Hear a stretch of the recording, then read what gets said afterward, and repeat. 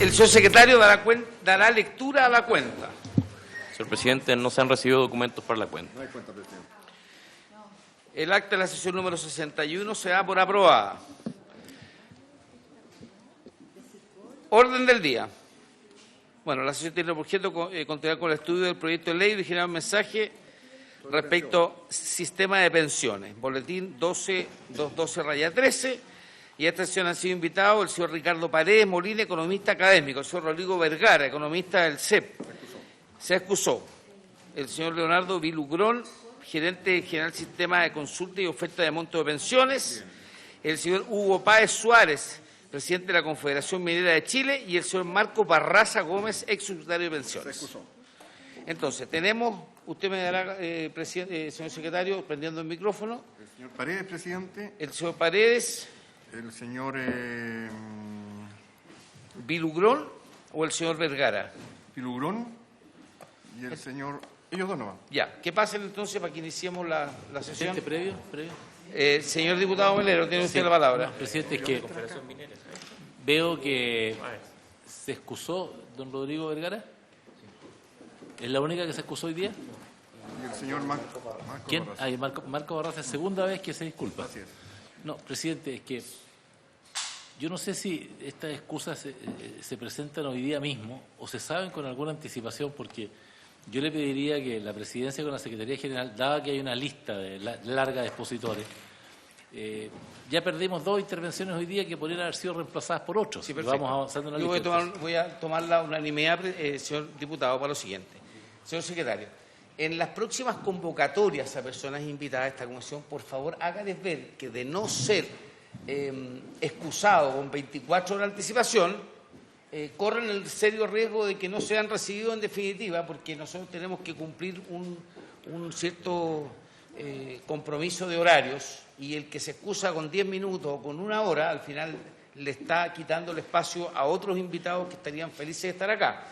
Entonces, les ¿Cuál digo fue la que en situación las de estos convocatorias se haga ver que el que no se excusa con a lo menos 24 horas de anticipación, por el problema que generan, porque los diputados, muchos venimos de regiones a esta sesión, y si llegara un invitado, como que da cierta rabia, ¿no es cierto?, que no vengan. Entonces, advertido con la posibilidad que nunca sean oídos, porque este tema también tiene una fecha de término. Diputada Sepúlveda, diputada Maite Orsini. ¿Cuándo es su puesto? Presidente, ¿habría alguna posibilidad? Yo creo que sería bueno... ¿Quién invita? ¿Quién más? ¿Quién lo reemplaza? Pero usted tiene una lista. Sí, pero la gente no viene los días pasados. No se molestó. Estoy seguro que en 15 habría alguno que podrían ir. Bien. Si hubiéramos tenido información previamente. Sí.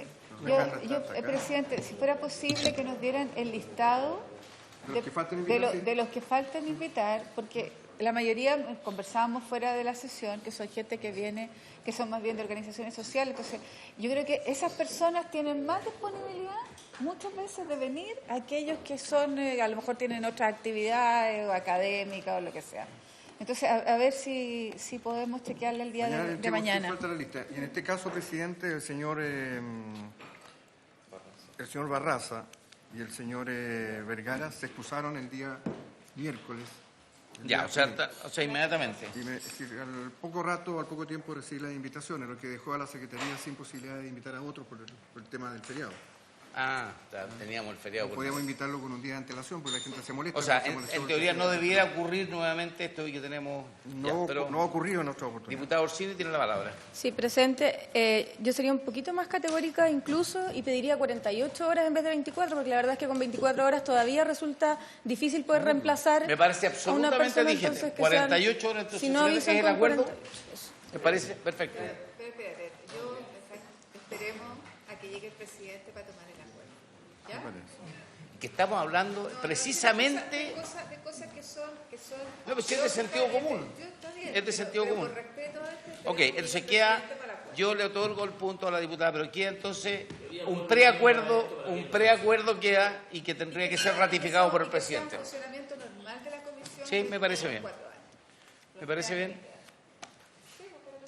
Muy bien, hacemos pasar la visita entonces.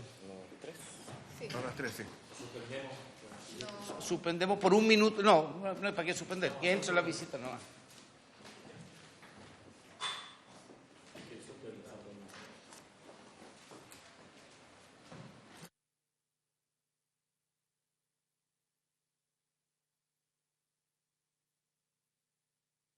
Asiento, mientras los escuchamos, tomen asiento. Sí, sí, por favor. Sí, Ricardo Paredes. Don Ricardo Paredes.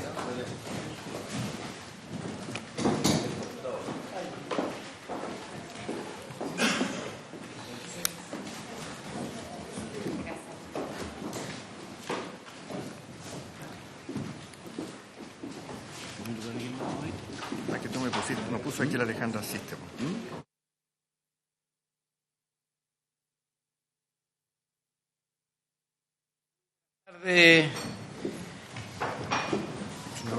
Ricardo Paredes. Tiene usted, don Ricardo, la palabra inmediatamente para iniciar las exposiciones del día de hoy.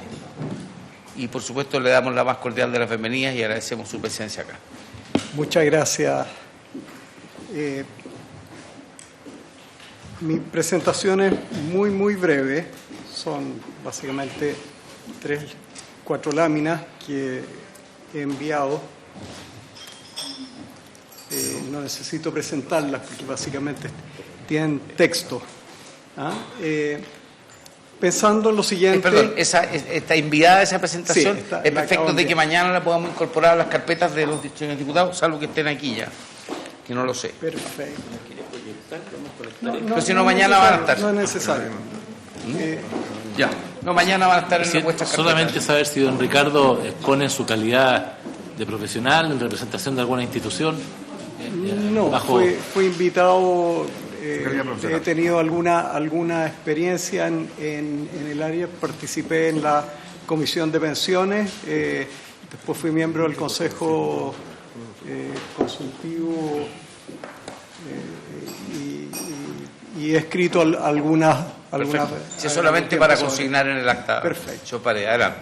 Ya, el propósito del proyecto de ley es aumentar las pensiones y pensar, si uno piensa que ha habido un aumento de 10 años en la expectativa de vida en Chile desde la reforma a principios de los 80, son 120 meses que deben financiarse.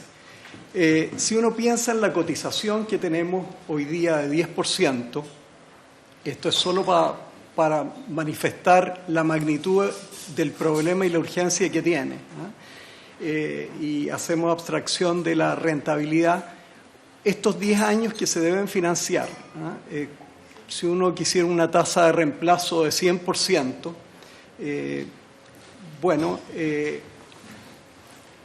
podríamos, financiar el 100% de la tasa de reemplazo solo por un año si es que cotizamos 10 años.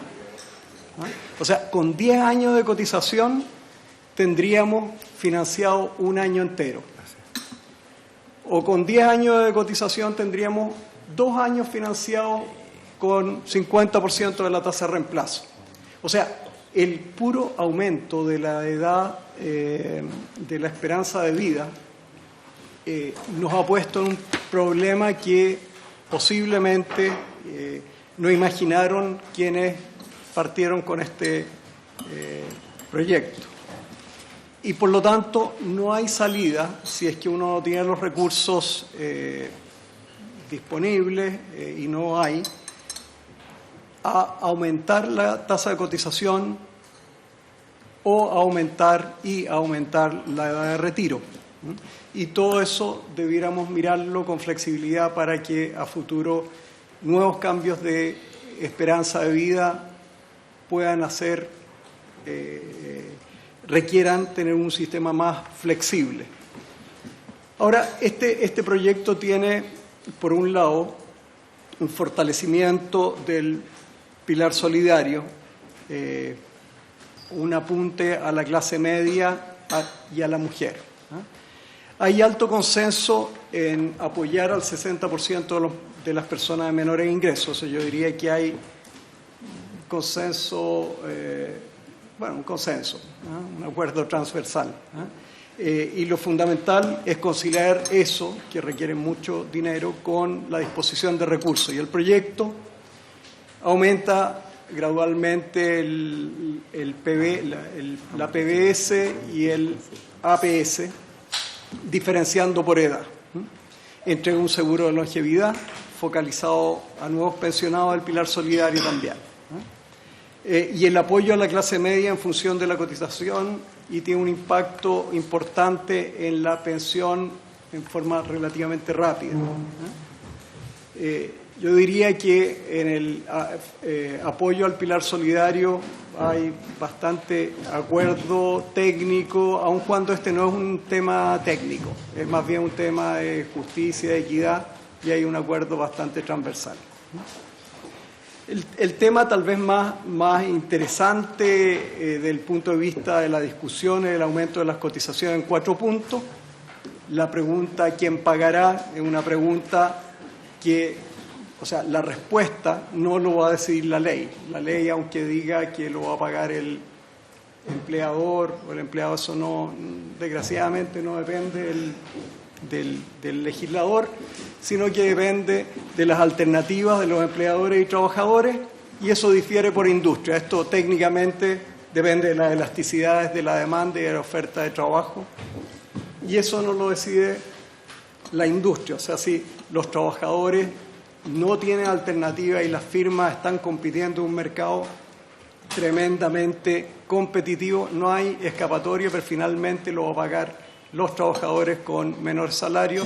Y si ocurre lo contrario, donde los trabajadores tienen muchas alternativas, pueden trabajar de otras formas, o incluso pueden, comillas, eludir con otras formas de trabajo, lo pagarán las empresas.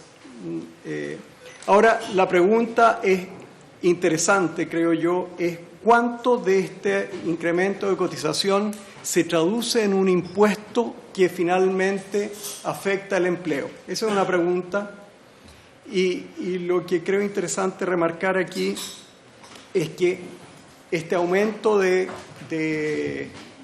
costo, esta cuña que se pone en la transacción, cómo se traduce en un impuesto, depende fuertemente en cómo valore el trabajador fundamentalmente lo que se está haciendo con esos recursos.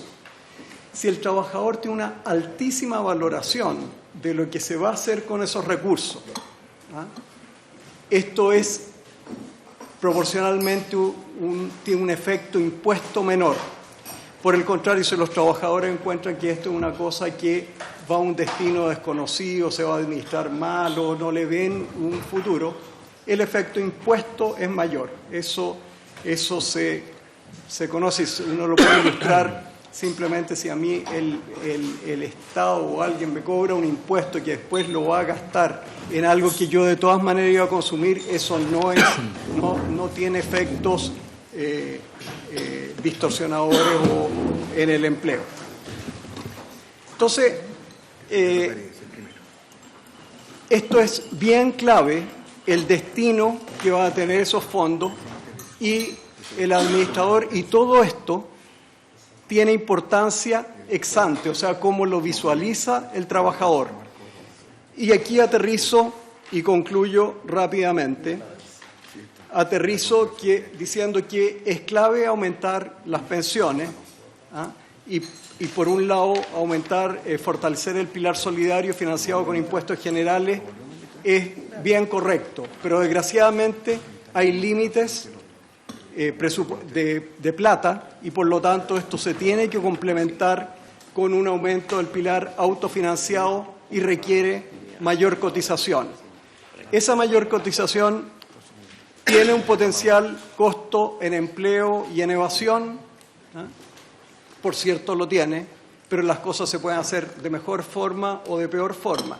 La mejor forma para que no haya un efecto grave en el empleo por efecto impuesto es que el trabajador visualice qué es lo que se va a hacer con su recurso y que la administración de esos fondos le haga sentido. Y también se puede financiar esto con mayor edad de retiro. Ahora, el proyecto no tiene una obligación no cambia la edad de retiro, sino que la induce a retirarse posteriormente, y eso está bien. A mí me hubiera gustado más una cosa más coercitiva, donde aquí estamos hablando desgraciadamente de algo obligatorio, porque la gente voluntariamente no ahorra todo lo que quisiéramos que ahorrara. Insisto que el efecto impuesto será menor mientras las personas ex ante sientan que los fondos se administrarán mejor y el costo es más bajo.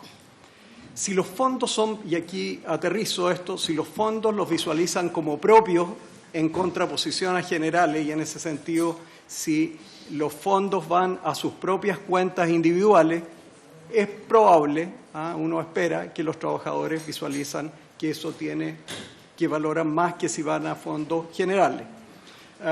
Ahora, un último elemento es cómo miran ellos que se administrarán sus fondos. No sé cómo miran los trabajadores, yo no puedo predecir lo que dirán ellos, pero me parece que si ellos tuvieran reales opciones de determinar quién le va a administrar los fondos, el efecto impuesto es menor.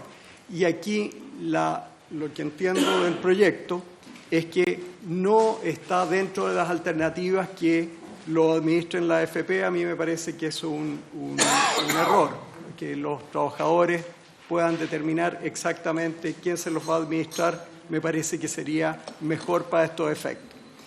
Por último, el proyecto, a mi juicio en lo principal, tiene un conjunto de elementos pro competencia y creo yo que, si bien es cierto, tienen la dirección correcta, el efecto esperable va a ser acotado, porque creo yo que el mayor efecto que ha habido sobre competencia ha sido en las licitaciones que ya vienen ocurriendo, ya estaban planteadas en la propuesta de Marcel, se implementaron después y esa es donde ha habido un efecto mayor. Eso es, presidente. Muchas gracias. Muy bien, muchas gracias, don Ricardo, por su exposición. Le vamos a pedir si puede permanecer en la comisión para avanzar en las siguientes presentaciones y al final hacer una ronda de consultas por parte de los diputados y diputadas. Ricardo. Muchas gracias. Invitamos a la comisión al señor Leonardo Vilugrón, gerente general del Sistema de Consulta y Ofertas de Montos de Pensiones. Asiste en compañía del señor Eugenio Espinosa, gerente de operaciones de la sociedad. ¿Tiene alguna presentación? Sí. ¿Sí?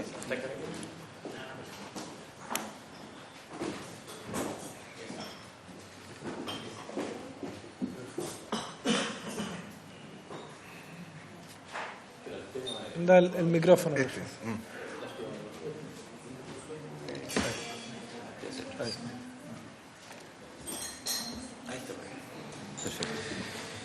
Muy bien, don Leonardo, tiene la palabra. Muchas gracias, señor presidente de esta comisión. Buenas tardes a todos. Antes que nada, en nombre de la sociedad SCOM S.A., quiero agradecer la invitación a participar en esta sesión de trabajo, como asimismo también a todos los honorarios diputados y diputadas presentes en esta sala, para aportar con un granito de arena en el estudio de este proyecto de ley. Bien, hemos preparado una pequeña presentación que tiene básicamente dos aspectos fundamentales. Uno, que es poner en contexto lo que es el sistema de SCOM, porque nosotros venimos a hablar precisamente de ello. Y luego entrar de lleno en lo que son los puntos de este proyecto de ley que, en el fondo, tocan de alguna u otra manera a este sistema. Bien, el contenido de esta presentación, como digo, tiene dos grandes temas. Primero, hablar un poquito del sistema SCOM para contextualizar, y luego del proyecto de reforma para terminar con un par de conclusiones al respecto. Bueno, para contextualizar, primero hacer un poquito de historia para ayudar a entender cómo nació esto y cómo está operando. Nace en el año 2004 con la ley 19.934, la cual fue publicada en febrero de ese año, que estableció el origen de este sistema que interconecta, ¿no es cierto?, a las administradoras de fondos de pensiones y las compañías de seguros de vida que venden rentas vitalicias o que comercializan rentas vitalicias. Este sistema interconectado, en el fondo, es lo que va a permitir el funcionamiento de los trámites de pensión de aquí en adelante. Bueno, uno de los aspectos relevantes, como se menciona ahí en el segundo punto, es que este sistema es de uso obligatorio para todos los afiliados que van a pensionarse de ahí en adelante, ¿ya? Sí, con la salvedad que dicha obligatoriedad es para los afiliados que cumplen los requisitos para optar a una renta vitalicia, es decir, cuyo monto de pensión sea mayor o igual a la pensión básica solidaria.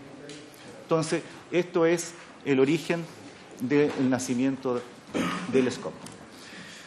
Bueno, para implementar esto en un plazo de 6 meses, que es lo que estipulaba el cuerpo legal, ¿no es cierto?, había que en el fondo interconectar a todas las AFPs que había en el momento y todas las compañías de seguro, como digo, que estaban comercializando rentas vitalicias, lo cual significaba interconectar todos con todos, lo cual una tarea titánica en 6 meses.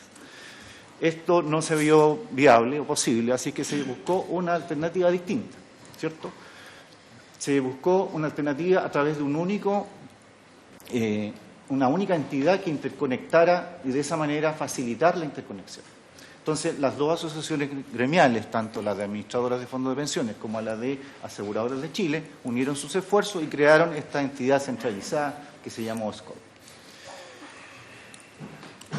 Bien, esto se viabilizó y entonces se creó la Sociedad Anónima SCOM S.A., cuyo objetivo exclusivo fue el desarrollo, explotación y administración de este sistema.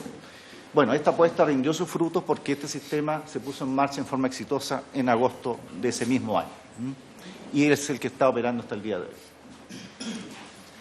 Bien, el contexto del sistema.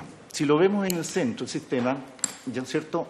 Aquí, ¿quiénes interactúan con el sistema? Como dijimos, las administradoras de fondos de pensiones, las compañías de seguros de vida y también los asesores previsionales, que son aquellos, ¿no es cierto?, que su función es, valga la redundancia, asesorar a los afiliados que van a entrar al proceso de pensión. Adicionalmente, por cierto, están los consultantes, que son los afiliados o los beneficiarios de pensión de sobrevivencia, que interactúan con los partícipes y a través de ellos, ¿no es cierto?, reciben toda la información. Por otro lado, el SCOM se apoya en un operador tecnológico que hace procesamiento masivo de información. Y finalmente, por otro lado, están los reguladores, que son aquellos que definen la normativa a partir de la ley que regula esto. Eso es básicamente el contexto del sistema y los actores principales. Bien, como decía, los partícipes del sistema son las AFPs, las compañías que ofertan rentas vitalicias y los asesores previsionales. Estos últimos reemplazaron la función del corredor de seguro, ¿no es cierto?, que estaba hasta el año 2008. Los usuarios finales, como bien decíamos, son los consultantes, en este caso los afiliados y beneficiarios. SCOM S.A. tiene un rol de administrador de este sistema, ¿ya?, y las funcionalidades del mismo son ejecutadas directamente por los partícipes, dado que tiene un alto nivel de automatización.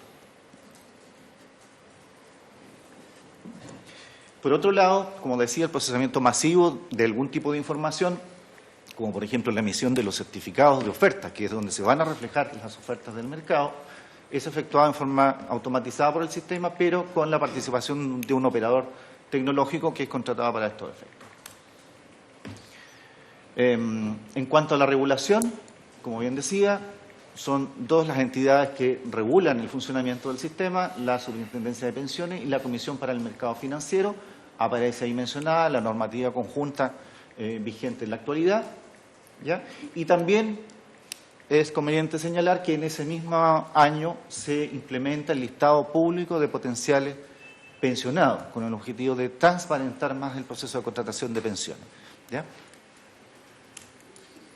Bien, algunas cifras del sistema a lo largo de estos 14 años de operación. Estas cifras están al día 31 de diciembre del año 2018, a partir de la base de datos que existe en SCOM S.A.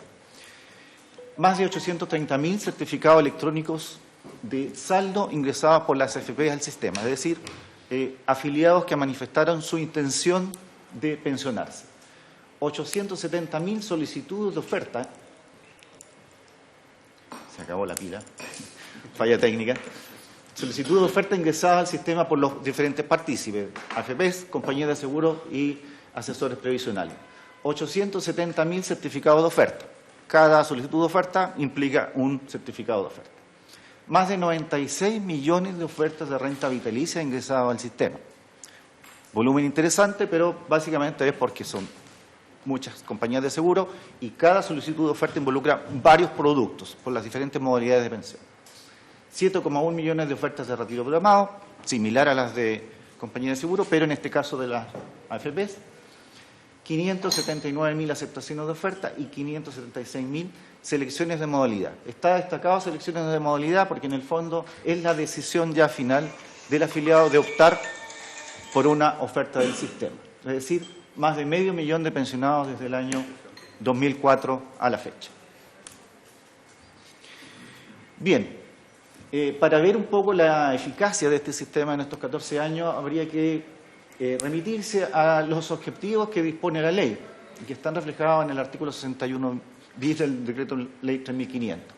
El primero de ellos, como ahí bien dice, destacado en rojo, tiene que ver con las solicitudes de montos de pensión.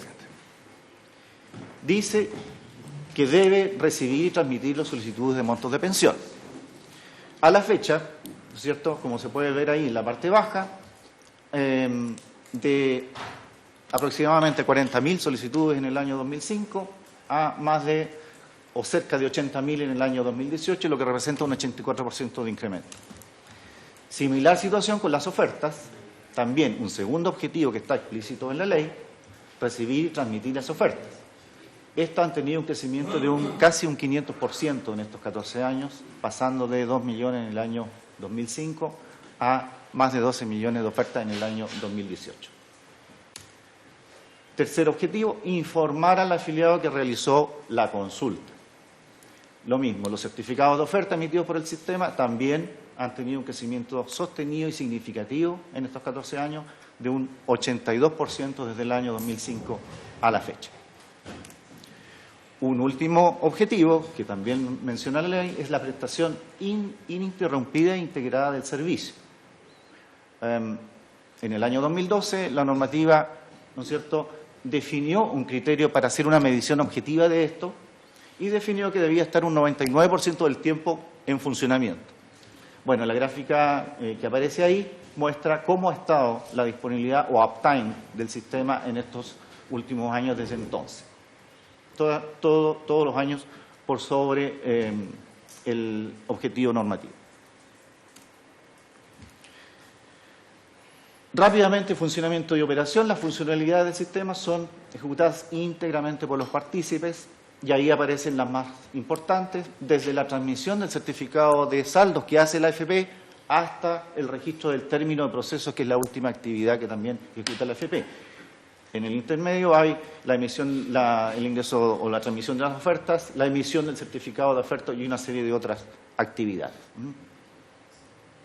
Esta presentación va a quedar a disposición de ustedes por si quieren analizar más a fondo, pero si tienen dudas, por supuesto, las vamos aclarando en el momento. También es importante indicar que en aspectos de tecnología, ¿ya? Una serie de elementos están contratados a un operador tecnológico. En este caso, todo lo que es infraestructura de tecnologías de información.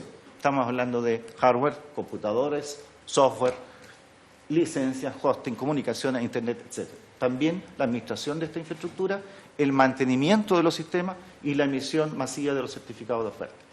Los partícipes acceden al sistema a través de internet y la normativa vigente, como recién dije, establece un uptime en horario hábil, pero en la práctica el sistema está disponible en modalidad 7x24. Eso es interesante para los asesores previsionales que pueden ingresar las solicitudes a cualquier hora del día. Finalmente, en lo que es funcionamiento, la seguridad de la información es un aspecto fundamental de operación del sistema y en ese sentido la normativa establece que este sea auditado anualmente por una empresa externa. En la información en pantalla se presenta cuál ha sido el resultado de esa auditoría efectuada por una auditora externa desde el año 2014 a la fecha, en los últimos 5 años, en todos los cuales ha habido un incremento sostenido del nivel de aceptación o de valoración, desde el 96% en el año 2014 a 98 y fracción en el año 2018. Bien, centrándonos ya en lo que es el proyecto de reforma propiamente tal, En primer lugar, consignar que SCOM obviamente está de acuerdo en constituirse en una entidad supervisada por ambos reguladores, ¿ya? En la práctica, esa condición ya se da de alguna forma, porque habitualmente ambos reguladores nos están solicitando información o nos están oficiando por diversas materias.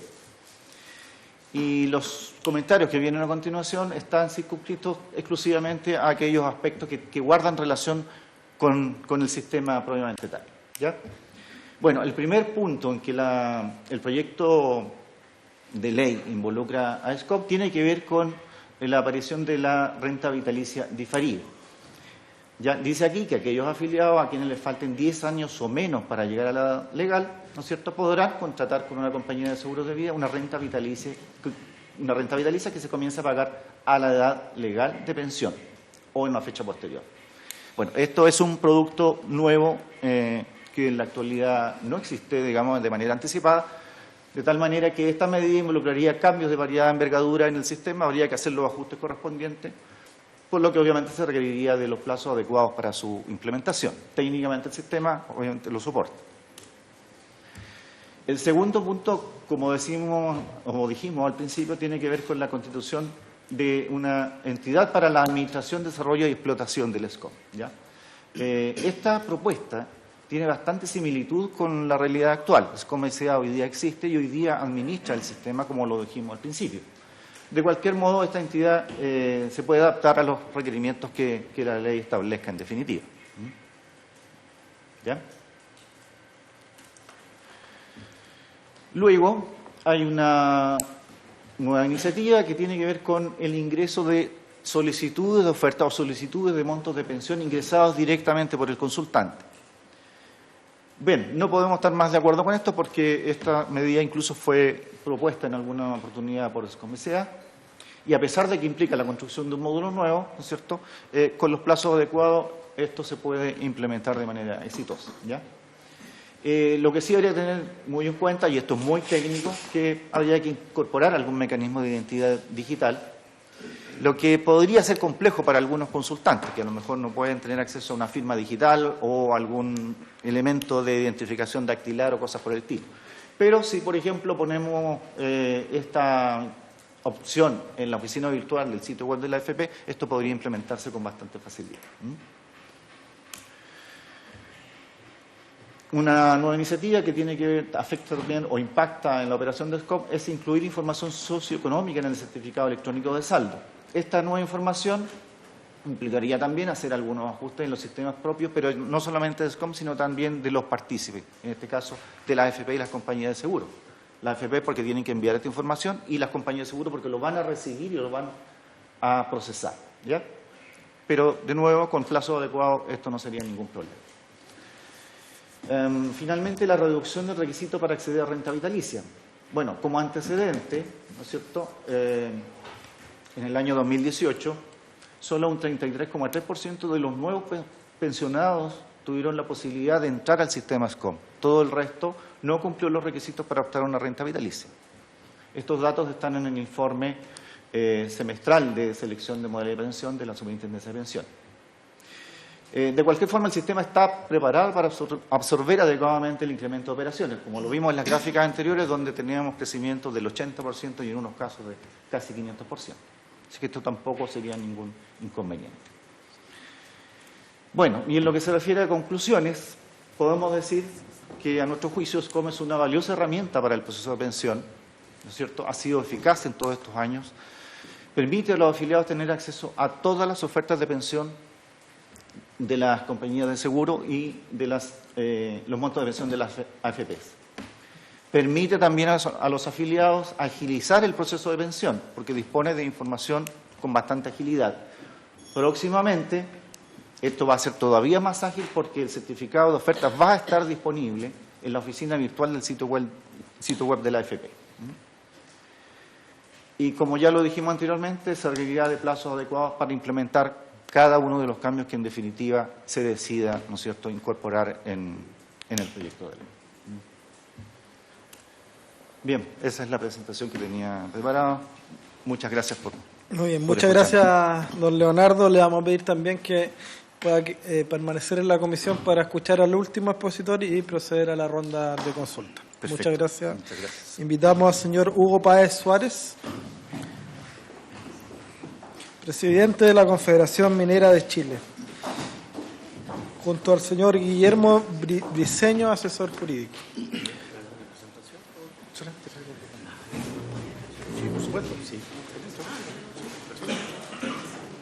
Muy bien, don Hugo tiene la palabra. Gracias, presidente. Saludar a los demás integrantes, diputadas y diputados de esta comisión. Créame que cuesta pedir la audiencia para poder hablar de un proyecto de ley en la cual los trabajadores y trabajadoras, la mayoría, no estamos de acuerdo con el sistema previsional. Pero bueno, el objetivo del proyecto, ¿cierto? El proyecto de ley construye sobre la base de 5 principios fundamentales. Primero, reconocer el esfuerzo individual de los trabajadores y respetar plenamente su derecho de propiedad sobre las cotizaciones y el ahorro previsional que acumulan en las cuentas individuales. Segundo, concentrar el mayor esfuerzo fiscal en los más vulnerables, en la clase media y en las mujeres. Tercero, asegurar que cada uno de los cambios ayuden en forma directa o indirecta a mejorar las pensiones. Cuarto, evitar efectos negativos de la reforma en el crecimiento económico y la creación de empleos. Quinto, responsabilidad fiscal, asegurando la sustentabilidad de largo plazo de los beneficios, en particular los que se financian con el presupuesto público. A nuestra opinión, como Confederación Minera de Chile, que agrupamos a trabajadores de la mediana minería metálica y no metálica, venimos a dar cuenta de los planteamientos y preocupaciones que mantienen nuestros afiliados respecto de este proyecto de ley que se encuentra actualmente en tramitación, que propone modificaciones al sistema de pensiones y que no parece suscitar un consenso amplio en cuanto a su propósito ni a su contenido. Las críticas y planteamientos que presenta nuestra organización, que pretende responder fielmente a los intereses de las familias ligadas a la minería, no son antojadizas, sino que encuentran sustento en la realidad de todos quienes son trabajadores y trabajadoras y pensionados y que se dedican o se han dedicado a trabajar en la mediana minería.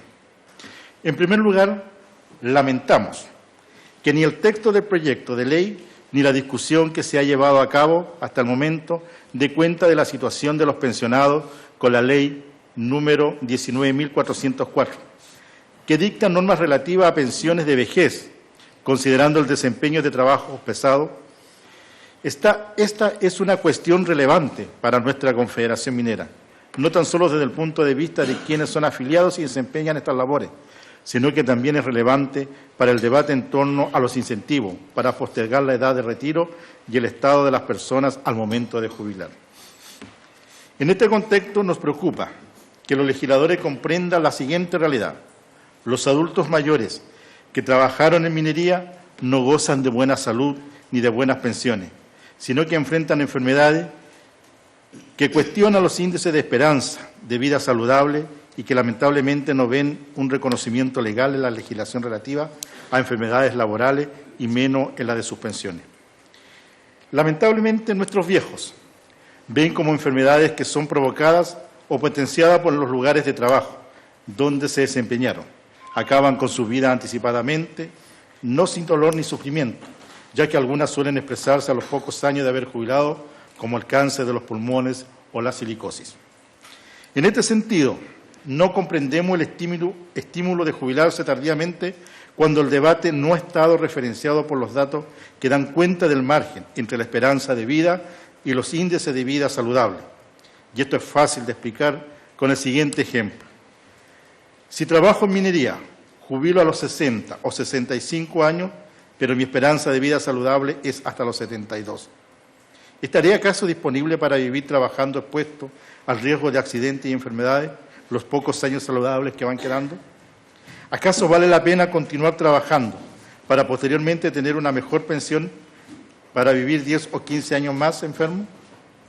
Sumado al anterior, existe inconformidad por parte de la Confederación respecto a la carencia de un estatuto particular para los trabajadores y trabajadoras que desempeñan en altura, ya que muchas de las faenas se realizan sobre los 3.000 metros sobre el nivel del mar, lo que conlleva una exposición a distintas enfermedades profesionales.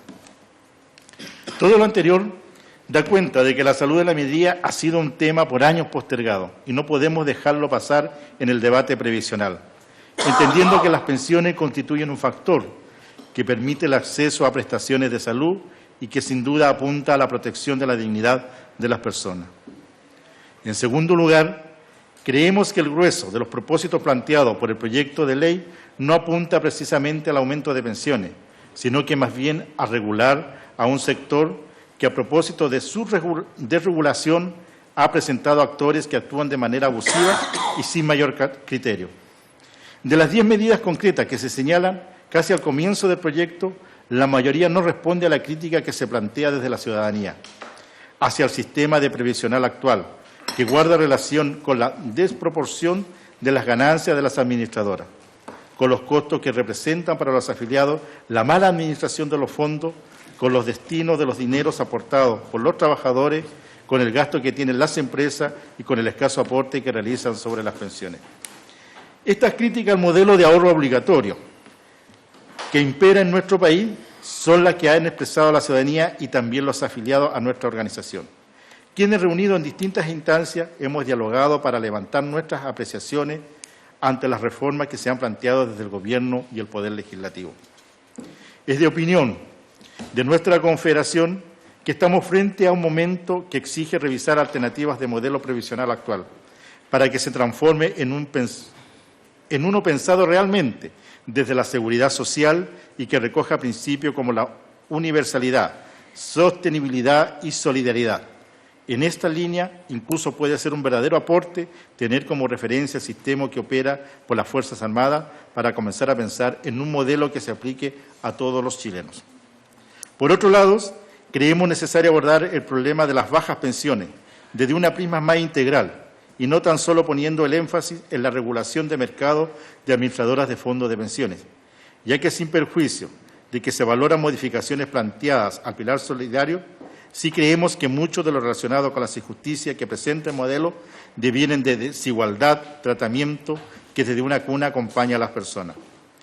Creemos decididamente que el problema de las bajas pensiones puede ser resuelto a través de mejoras en las condiciones laborales, con el fortalecimiento de la negociación colectiva como instrumento canalizador de la demanda de los trabajadores y del interés de las empresas, con el rol activo de las instituciones en el ámbito del trabajo y de seguridad social, con un modelo más solidario, en donde cada uno contribuya de acuerdo a sus capacidades y no con medidas destinadas a maquillar un modelo que con varios años a su haber ha demostrado no ser satisfactorio para las familias chilenas.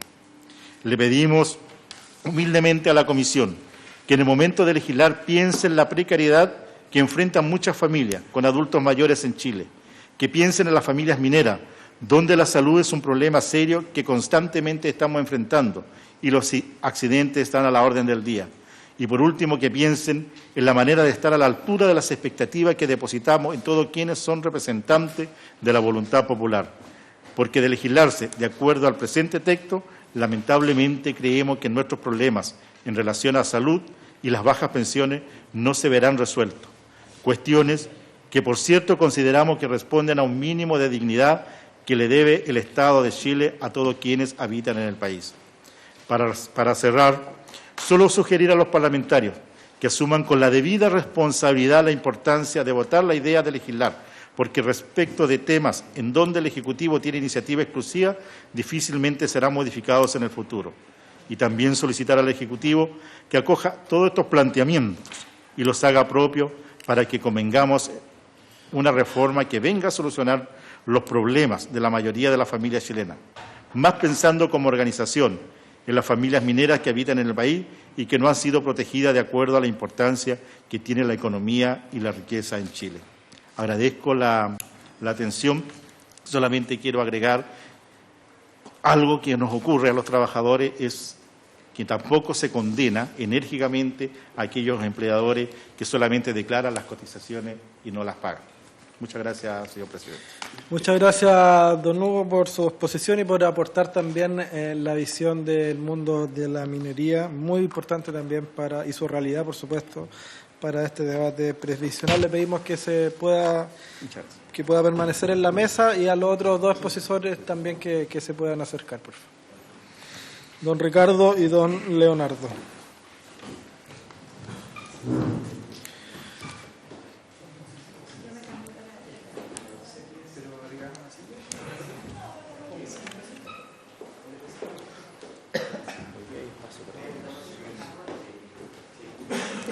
Acá tiene un espacio su secretaria.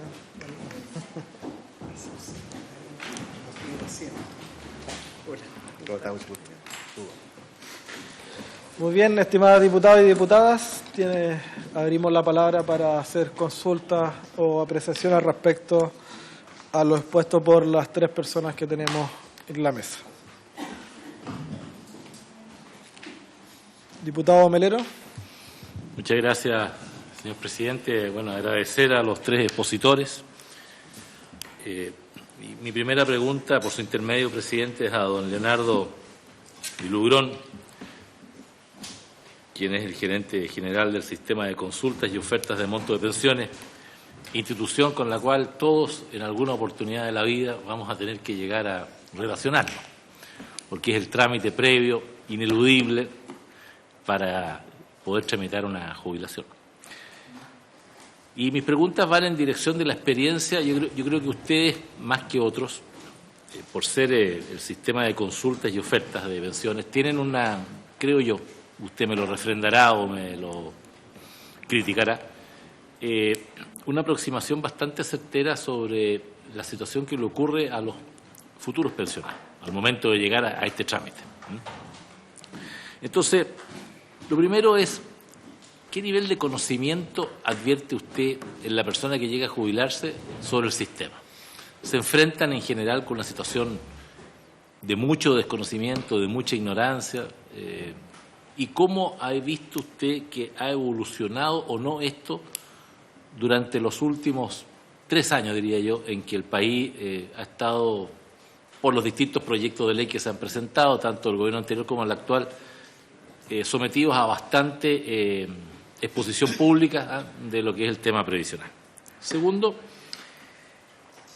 ¿qué tanta competencia hay entre las empresas aseguradoras por capturar la administración de los recursos previsionales? Hay, por ejemplo, diferencias en los porcentajes estacionales, si estas pensiones se tramitan a principio o a fin de año o al medio. Tiende a haber una situación de mejor oportunidad a fin de año o a comienzo de año en las tasas que se ofrecen o no. Tercero, no sé si usted lo dijo en la cifra, pero ¿hay más tendencia a ir por la vitalicia o ir por la pensión pactada? ¿Y qué razones percibe usted que tienen en general los cotizantes para preferir una y otra?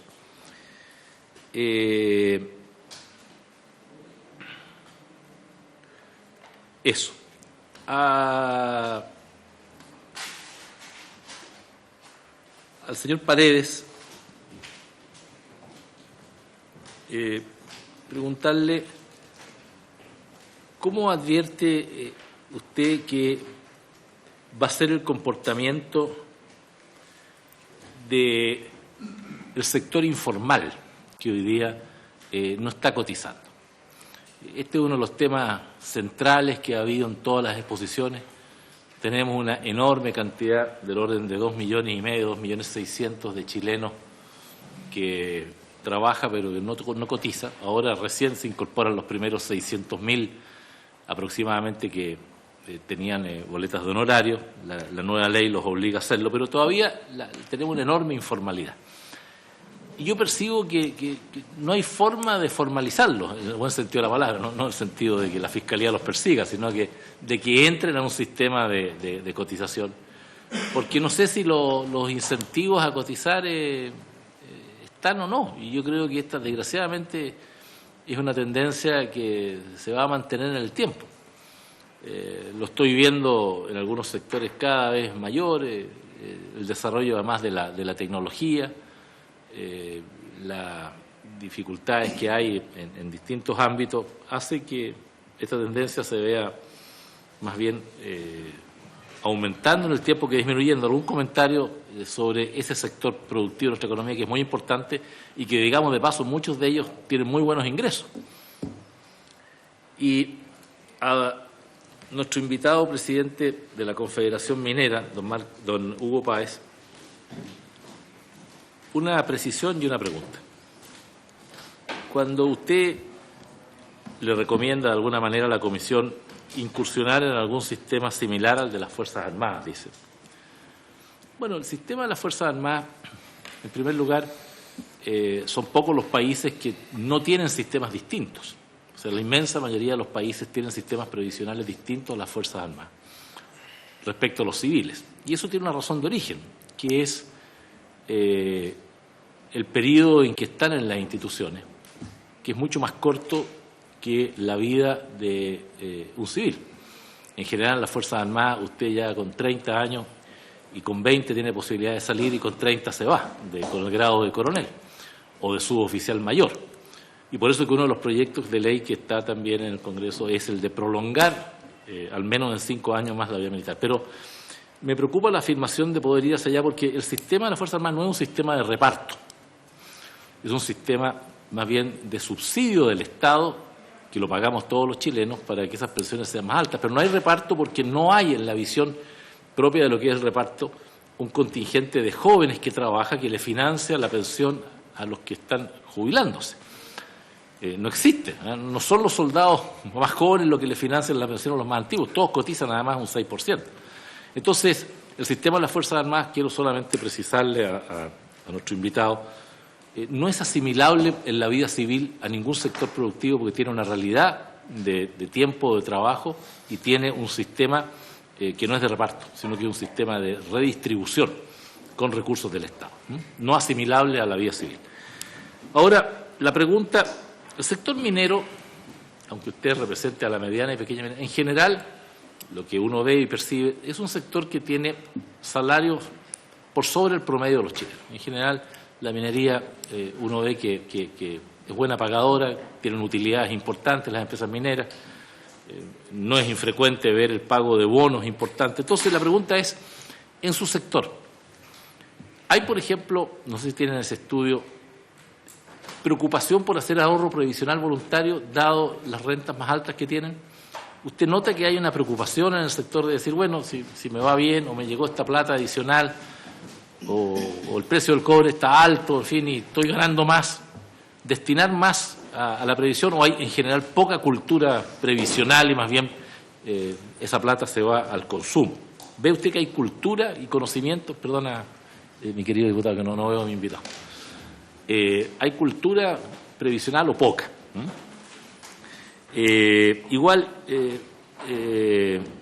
tema con las lagunas, si hay efectivamente en eso capacidad de reponerlas después en la medida que se tenga trabajo. Muchas gracias, presidente. Gracias, diputado Melero. Tiene la palabra el diputado Sauerman. Gracias, presidente. Una consulta a don Ricardo Paredes. Don Ricardo, usted hizo una exposición bien contundente en lo técnico, pero me llamó la atención que no hiciera más cuestión respecto del pilar solidario, que es lo que se va a financiar, porque a veces a los diputados y a los expositores se les olvida cómo se llama el proyecto, pero el proyecto se llama Mejora las pensiones del sistema, no está mal escrito aquí, secretario, pero es un proyecto que está mal escrito. Ya, pero en el fondo el proyecto es para mejorar las pensiones, no para hacer una reforma del sistema de pensiones, que son dos cosas totalmente distintas. Entonces, a mí me llamó la atención que usted no hizo cuestión respecto del pilar solidario, lo pasó como rápido, y tampoco hizo cuestión del financiamiento de ese pilar solidario, porque aquí, hace unos días atrás, se está instalando la duda respecto de si hay recursos suficientes para pagar estos 3.500 millones de dólares respecto de este financiamiento. Entonces, en el aire está esta duda, y por eso me llamó la atención que lo pasara tan rápido sin hacer cuestión de esto, y por lo tanto quisiera saber yo si usted piensa que efectivamente este proyecto está financiado. Eso es una cosa. Y segundo, respecto de la gradualidad del 4%, 6%, 8%, no sabemos en qué vamos a terminar, usted hace una explicación respecto del impacto que pudiera tener en el empleo. ¿Cuál es el espacio de tiempo que usted cree que es prudente, balanceándolo también con el porcentaje de aporte, ¿cierto?, del empleador para aumentar las pensiones en el largo plazo?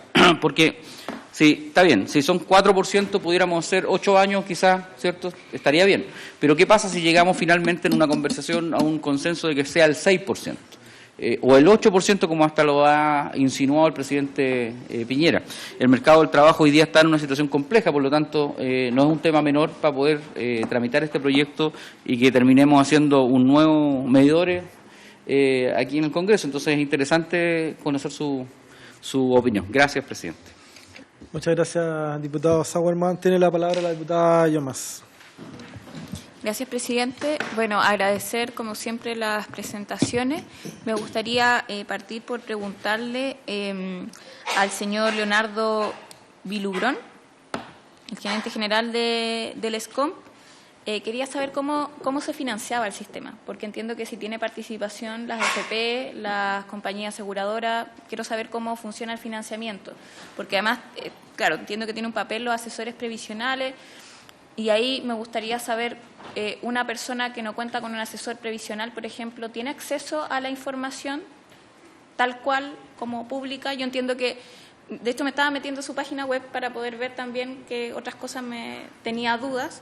Y una de las cosas que me llamaron la atención es que el informe público de los pensionables solo tiene acceso las compañías aseguradoras, la AFP y los asesores previsionales. Por lo tanto, entiendo que un pensionado que no tiene asesoría previsional no cuenta con esa información, o no sé, si me puede aclarar ese punto. También al señor Hugo Páez, presidente de la Confederación Minera, y sobre el tema, a lo mejor si el resto de los expositores también le gustaría poder comentar esto. A mí me parece que es interesante el poder ver qué es lo que sucede con aquellos trabajadores que dedican, en el fondo, su vida a trabajar en un área que es riesgosa. O sea, es riesgosa para la salud, es riesgosa también para la vida, también porque se acorta el periodo de tiempo de trabajo de esa persona. O sea, yo me imagino que en la minería, también he conversado con los portuarios, los tuvimos acá, y también señalaba lo mismo, que ellos después de los 50 años es bien difícil que los sigan contratando también, ¿cierto?, en esa área. Yo me imagino que algo similar puede pasar en la minería. ¿Y qué sucede con esos trabajadores?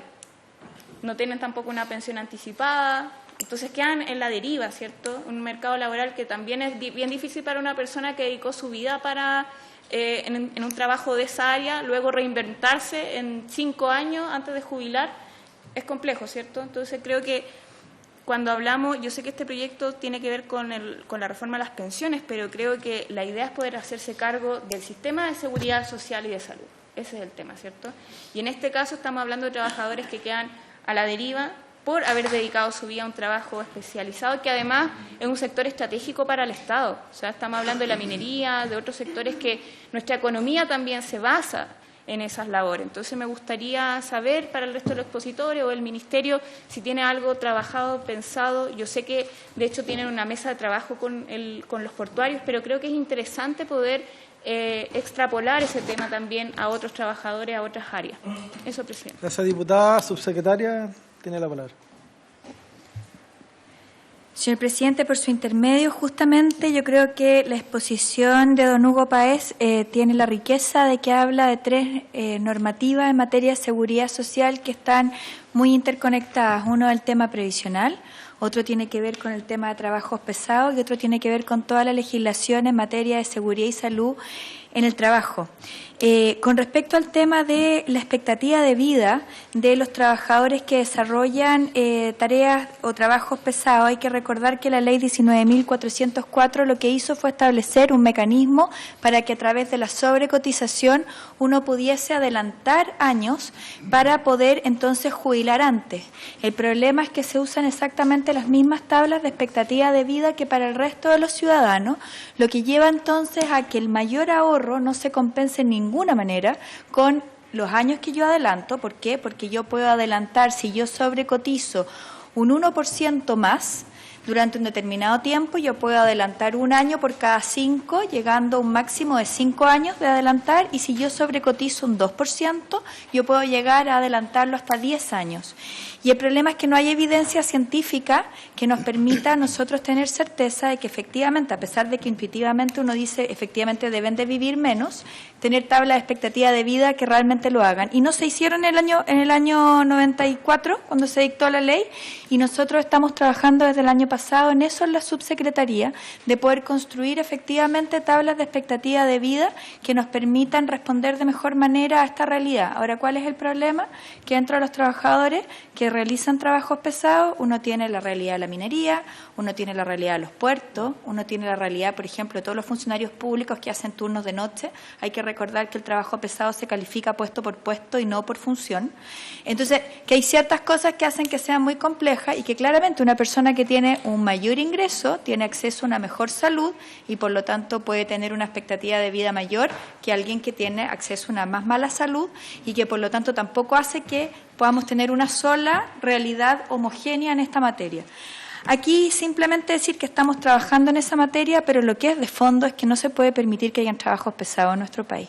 O sea, no se puede permitir que alguien, producto del trabajo, se exponga a deteriorar su vida o su calidad de vida y su salud. Y por lo tanto, aquí lo que hay que apuntar es a tomar todas las medidas para revertir. Obviamente que hay funciones como el trabajo bajo el mar o altura geográfica, que también lo planteaba Hugo, que es imposible llegar a eso. Y por eso entonces llego a lo otro, a la Ley 16.744 y los trabajos que se están haciendo en esta materia. Desde el año 2009 hay un plan nacional para erradicar el sílice, que es una de las patologías más graves, más complejas, irreversibles y que afectan no solo a los trabajadores que están en la minería, sino que también, por ejemplo, a los trabajadores de la construcción, a los de las canteras. Es realmente una pandemia y nosotros en Chile nos hemos comprometido en este plan de erradicación de la sílice, que es el Plan ESI, desde el año 2009 y es un proyecto mundial. Chile es uno de los países que está más avanzado en esta materia y claramente lo que nosotros necesitamos es que nuestros trabajadores no lleguen nunca a enfermarse del sílice por las condiciones y las características que tiene.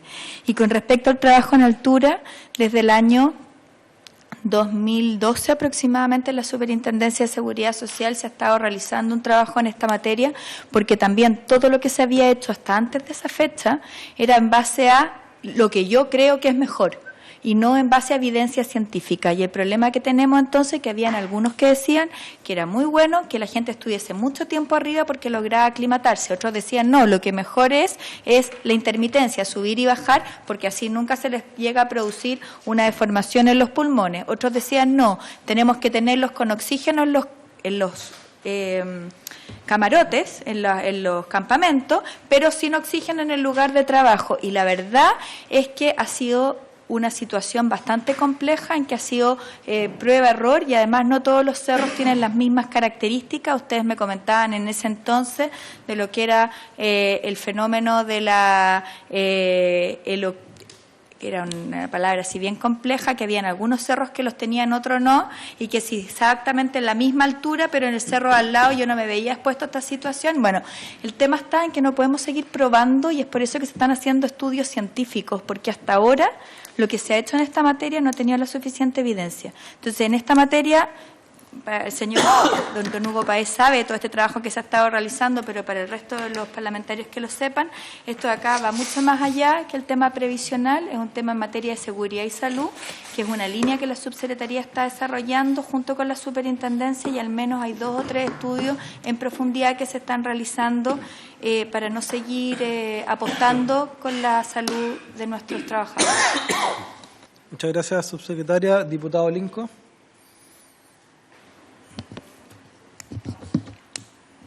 Gracias, señor presidente. Un saludo a nuestros invitados. Bueno, yo no pertenezco a esta comisión, lo digo una vez más para aclarar, pero el tema me interesa bastante. Y esto me vuelve a la memoria algunos años atrás, 10, 11 años, diputado Melero, por ahí, cuando se discutió en el gobierno de Michelle Bachelet I un proyecto que... Sí, que... La luz se me está molestando. A ver si me han puesto las luces por acá. Me recuerda cuando en la campaña de la presidenta Michelle Bachelet I, muchos dirigentes sindicales y entre otros yo también, dentro de las promesas que le hicimos a la gente, al pueblo chileno, estaba un nuevo sistema previsional chileno. Y claro, ganó la compañera presidenta, yo tuve la suerte de ser diputado y participé en la Comisión de Trabajo. Y llegó este famoso proyecto, este proyecto tan anhelado por los trabajadores y trabajadoras chilenas. Y lo discutimos en la Comisión de Trabajo. Y se empezó a dar una discusión tan técnica, de tantos números, de tantas cifras, que al final el proyecto terminó llamándose Perfeccionamiento del Sistema Previsional Chileno. Cuando habíamos empezado, y era la promesa que le hicimos al pueblo, nuevo sistema previsional chileno. Obviamente, cuando hablamos de perfeccionamiento del sistema previsional chileno, empezamos a mejorar lo que teníamos. No le entregamos nada nuevo a la gente, a los trabajadores. Y si alguien revisa la votación dirán, bueno, si el diputado Lincoln en esa época votó a favor. Claro, porque ahí está la pequeña cuña, lo que yo llamo chantaje legislativo de parte de los gobiernos. Está la pensión para las dueñas de casa. Y obviamente tuvimos que ceder en base a esa presión. Y yo veo hoy día que a lo mejor no va a pasar algo similar. Aquí se plantea, y lo decía la señora subsecretaria, de que esta es una pandemia. Sí, es una pandemia, estas pensiones que tienen los chilenos es una pandemia que afecta al ser humano, que afecta a los trabajadores y trabajadoras chilenas.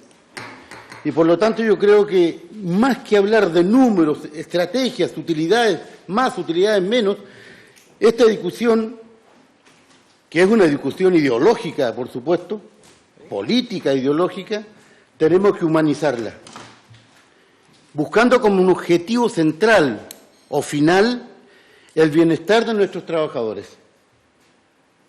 El bienestar de nuestros trabajadores.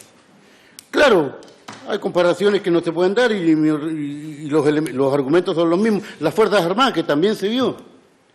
Claro, sería el ideal para los trabajadores, para los compañeros mineros, para los viejos de la construcción, en fin. Pero los números tal vez no van a dar. Entonces yo digo, señor presidente, que el objetivo central de esta iniciativa del gobierno que dice mejora las pensiones, ese es el objetivo. Mejora las pensiones, que las pensiones sean dignas, que nuestros viejos tengan una vejez digna. Y ese es el objetivo central. Yo digo, ¿por qué no? ¿Por qué el Estado no tiene una instancia que maneje, que administre las platas de los trabajadores? ¿Por qué tiene que ver o tiene que estar una, dos o tres empresas privadas, que muchas son sin fines de lucro, según el cartel, pero nadie trabaja gratis en este mundo? Por lo tanto, yo creo que ahí tal vez el Estado podría administrar de mejor manera, entendiendo que son facultades del Ejecutivo. Yo simplemente quisiera que esto, ¿cierto?, no sea un nuevo voladero de luces para los trabajadores, reconociendo que cuando fuimos gobierno, Bachelet 1, Bachelet 2, donde teníamos mayoría en la Cámara de Diputados, mayoría en el Senado y el Poder Ejecutivo, no fuimos capaces de cumplirle a nuestra gente. He dicho. Muchas gracias, diputado René Alinco. Ha pedido la palabra al diputado Eguiguren. Gracias, presidente. Solamente, primero, agradecerle a las 3 personas que expusieron hoy día. Lamento no haber estado en la exposición de don Ricardo Paredes, que a quien le quiero hacer la siguiente pregunta. No sé, por lo que he preguntado, esto no lo señaló en su exposición, pero usted fue parte de la Comisión Bravo. Eso es una experiencia importante en esta materia. Y yo la verdad es que creo que aquí estamos en un momento bastante importante en la historia de Chile, porque estamos revisando una materia que no creo que haya una familia que le sea indiferente. Hubo una mala discusión en esta área y un mal tratamiento podría ir a destruir las pensiones que hoy día tienen los propios, o los ahorros que tienen hoy día las propias personas. Por lo tanto, de verdad que tenemos que ser súper responsables y adicionar y mejorar lo que tenemos más que autodestruirlo. Y en ese sentido yo quisiera que usted me señalara, primero, una comparación entre los dos proyectos, entre el proyecto de Michelle Bachelet, que usted lo encontraba en su minuto muy valioso y lo valoró mucho, con el proyecto que estamos hoy día en discusión. ¿Qué rescata de uno, qué rescata del otro y cuál es su ponderación? Y segundo, que me hable, en su opinión personal, de lo que usted piensa sobre las AFP. ¿Son responsables las AFP de las bajas pensiones en nuestro país? ¿Qué opinión tiene usted al respecto? Y en ese sentido, me gustaría que se refiera también al sistema de reparto. ¿Está Chile preparado para enfrentar nuevamente, volver atrás y asumir un sistema de reparto? ¿Es el sistema de reparto es realmente solidario en su opinión? Eso es, presidente. Gracias. Gracias, diputado. Diputado Barros.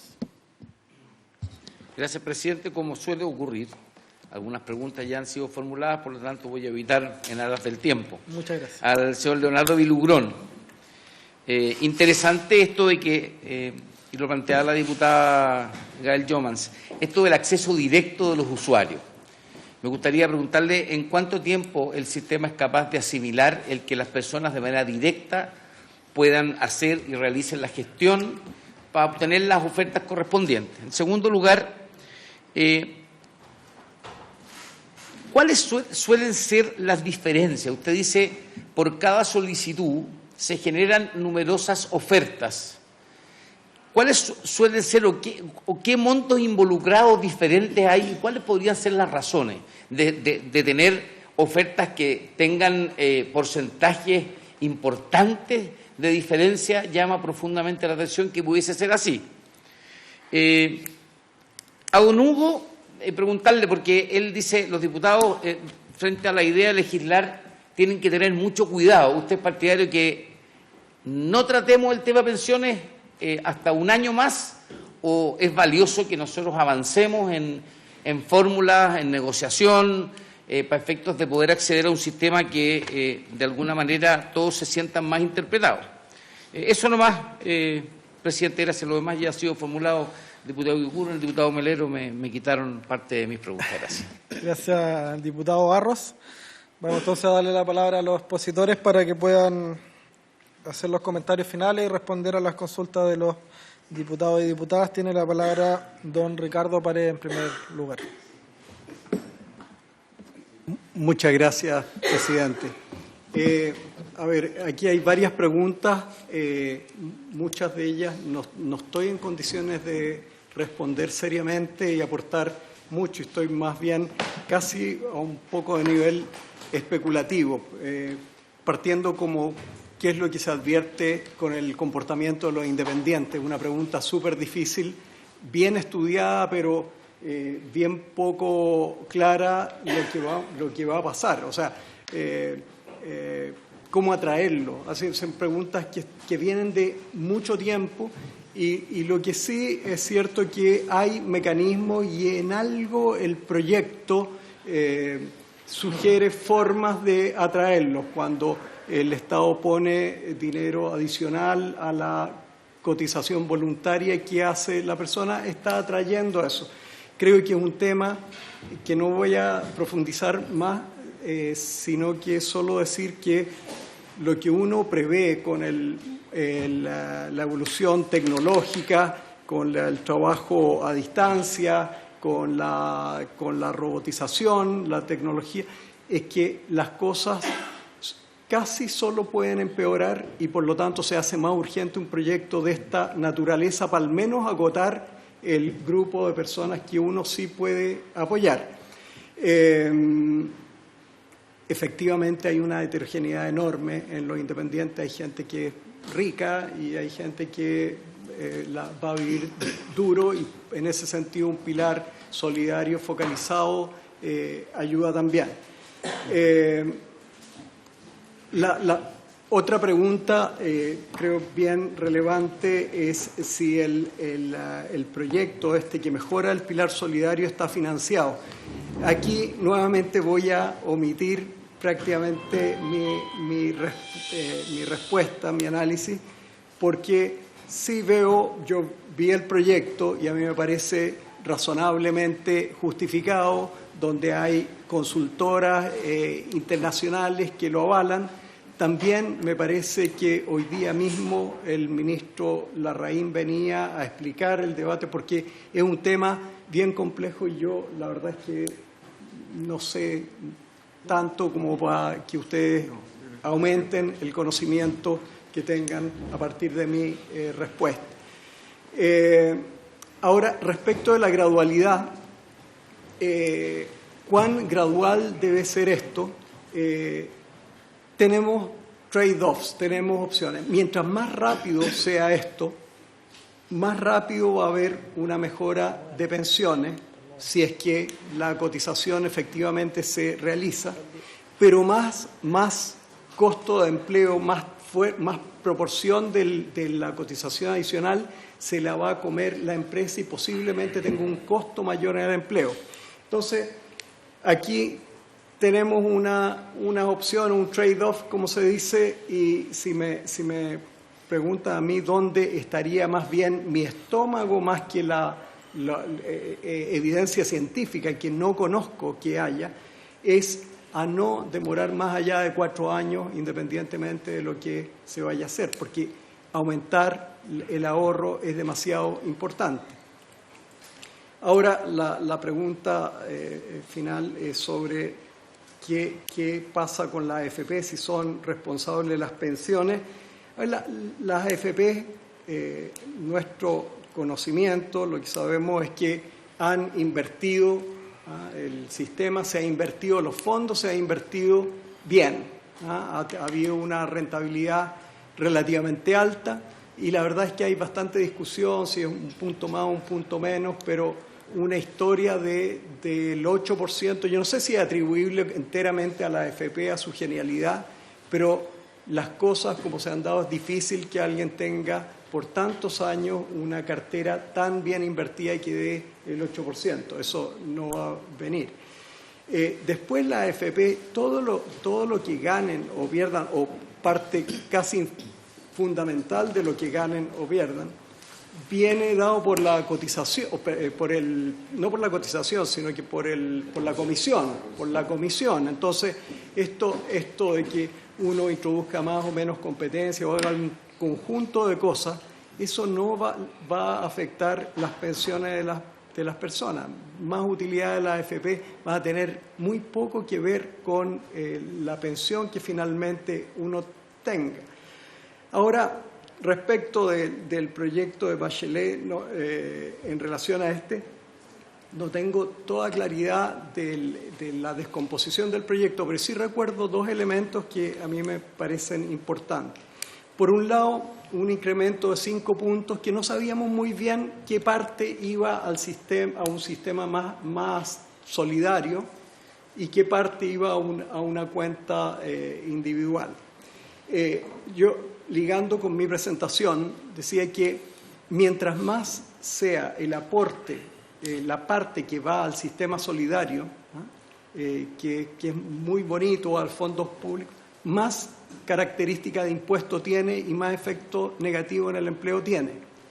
Esto es duro, a uno le gustaría que fuera al revés. Si fuera al revés, no tendríamos problemas, pero el tema es que mientras mayor porcentaje de la cotización vaya al fondo propio, tenga una relación con la pensión que el trabajador va a ganar, menos proporción de impuesto tiene. Ese es un elemento. El segundo elemento que tenía que recuerdo es que determinaba un ente autónomo estatal que administraría ese 5%.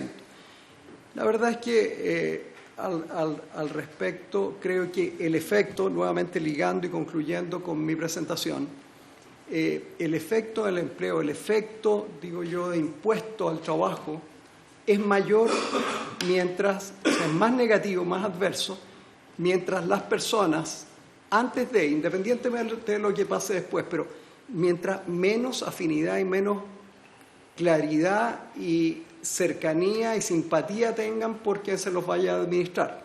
O sea, si las personas creen que quien le va a administrar los fondos es alguien que se los va a manejar bien, el efecto impuesto es menor, el efecto empleo es menor. Si creen que alguien se los va a administrar mal, el efecto es más adverso.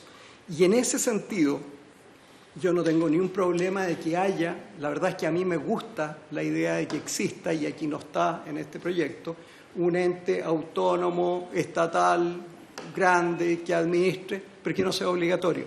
A mí me encantaría que las personas, cada una tenga la opción de decidir quién le va a administrar los fondos, porque esa es la mejor forma de que la cotización adicional no se transforme en un impuesto al empleo y tengamos un efecto menos adverso en ese sentido.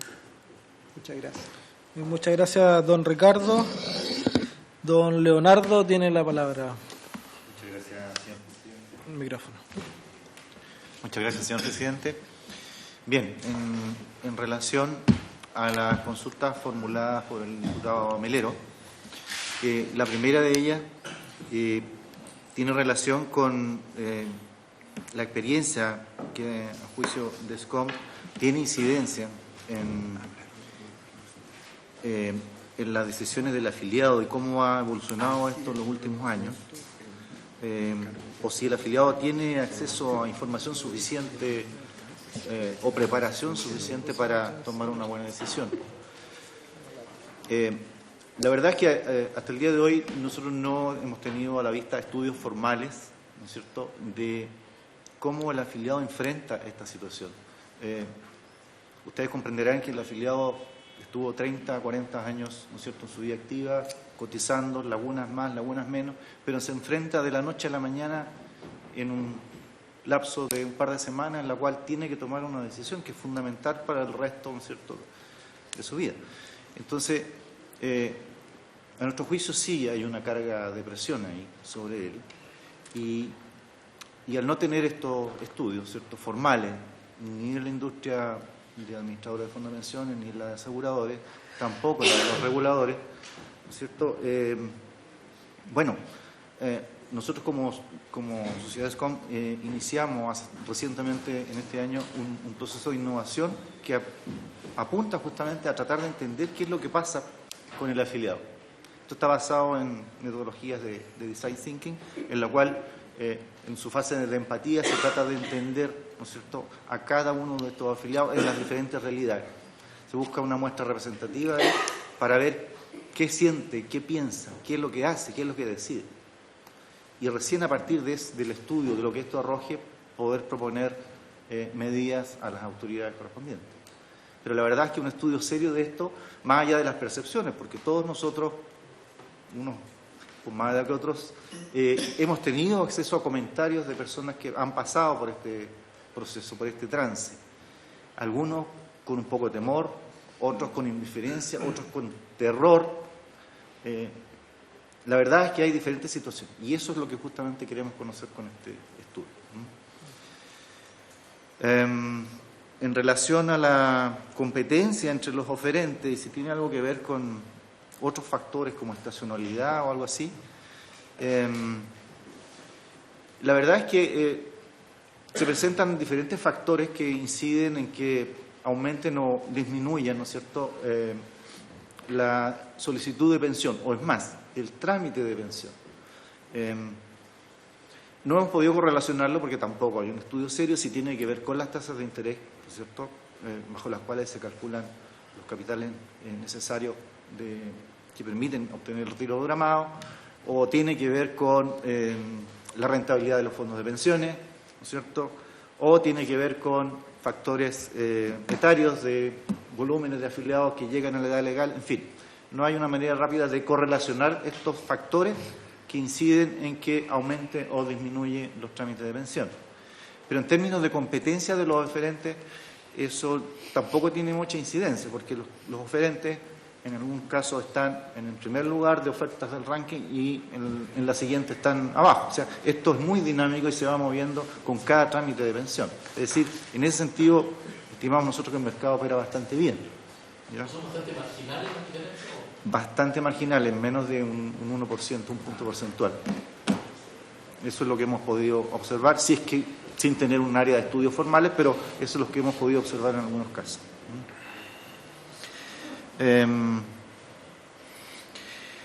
Y respecto de la tendencia, señor presidente, entre optar por renta vitalicia o retiro programado, coincidentemente andaba justamente con el informe que mencioné en la presentación, que es el informe semestral de selecciones de modalidad de pensión publicado por la Superintendencia de Pensiones, y en este indica que en el año 2018 un 28,1% optó por retiro programado, un 29,2% por renta vitalicia y un 42,5% por renta temporal con renta vitalicia diferida, es decir, las diferentes modalidades de pensión principales. Estas cifras no se mueven mucho en el tiempo. Hemos observado en años anteriores que a veces el retiro programado está por arriba, otras veces está por debajo en respecto de la renta vitalicia. Y también, insisto, puede tener que ver con los rendimientos de los fondos o las tasas de interés para el cálculo de retiro programado. Así que en ese sentido no es que haya una tendencia. Esto va cambiando en el tiempo. Señor presidente, en relación a las consultas formuladas por la diputada Llomas, respecto del financiamiento del sistema, bueno, claro, como toda sociedad, ¿no es cierto?, esta tiene gastos y necesita ser financiado de una forma. La forma de financiamiento que se definió desde que se formó esta sociedad es con aportes directos de los partícipes que operan el sistema, en este caso de las AFP y de las compañías de seguro. Estos aportes o comisiones, como se le quiera llamar, tienen que ver con los trámites que en el fondo cierran cada uno de ellos, es decir, en el caso de las AFP, los retiros programados que son elegidos por los afiliados, y en el caso de las compañías de seguros de vida, por las rentas vitalicias que ellas contratan, ¿cierto? Es proporcional a los trámites que se cierran en una u otra industria. Eso por un lado. Y por otro lado, cada solicitud de oferta que se ingresa al sistema o solicitud de oferta de montos de pensión también tiene un costo para el partícipe que ingresa este trámite al sistema. Ahí también entran no solamente las AFP y las compañías, sino que también entran los asesores previsionales. En ese sentido, los asesores previsionales tienen que hacer un prepago para ingresar cada una de estas solicitudes. De esa manera se financia la operación del sistema.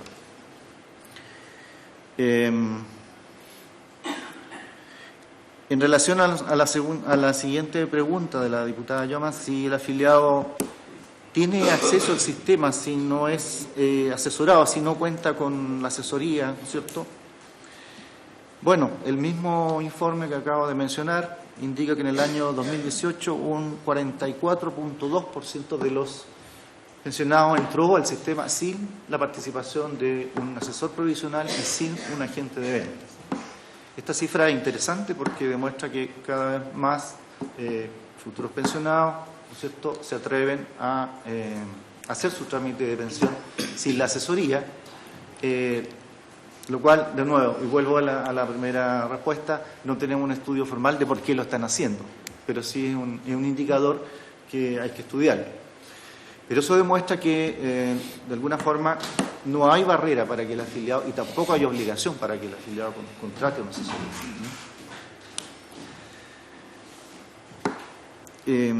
Y en relación a las consultas del diputado Barros, señor presidente, en los casos de acceso directo sin la intervención de un asesor, los plazos del trámite de pensión son exactamente los mismos de que si entrara con la participación de un agente o de un asesor. Una vez que se ingresa la solicitud de ofertas al sistema, automáticamente se gatilla esa solicitud a todos los oferentes del mercado, vale decir. Diputado Bar.